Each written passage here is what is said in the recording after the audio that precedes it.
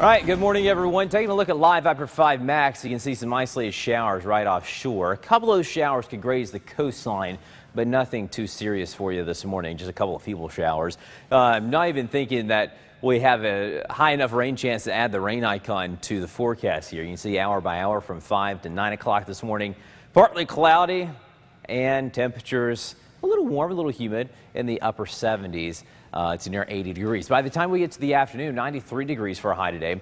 Partly sunny and some isolated showers and thunderstorms firing up. You can see here with Vipercast that by noon, we're still pretty dry and looking good. A partly cloudy sky and those temperatures probably already in the 90s by the time we get to noon. And then by 3:30 in the afternoon, you see the shower and thunderstorm activity approaching from the west. By the time we get to 6:30 this evening, that thunderstorm activity is right along the coastline, and it could get a little active for us later on this afternoon, early this evening. We have a 30% chance for some isolated showers and thunderstorms near the coast.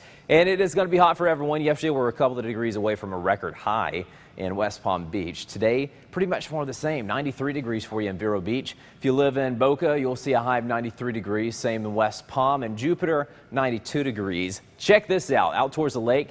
Highs will be around 94, maybe even 95 degrees. Of course, that humidity is going to make it feel much warmer, too.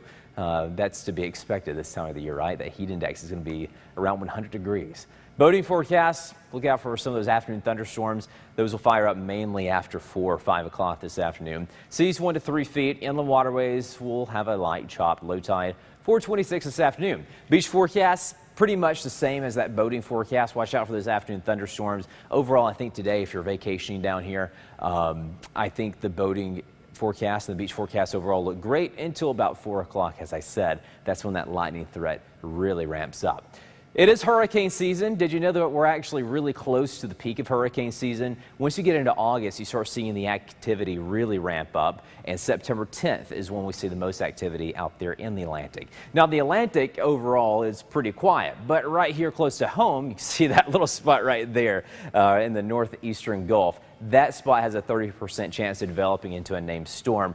It's really got a tough road ahead of it, and I don't think it'll get named, but it is going to provide the Panhandle and Northwest Florida with a lot of rainfall. Speaking of a lot of rainfall, Mexico, the Yucatan, they have picked up a ton of rainfall the last couple of days because of Earl, and you can see Earl right here, what's left of it, quickly weakening and moving west. It's packing winds of about 40 miles per hour at the moment. 7-day forecast here locally, 30 to 40% rain chances today, tomorrow, all the way into the beginning of next week. Highs in the low 90s.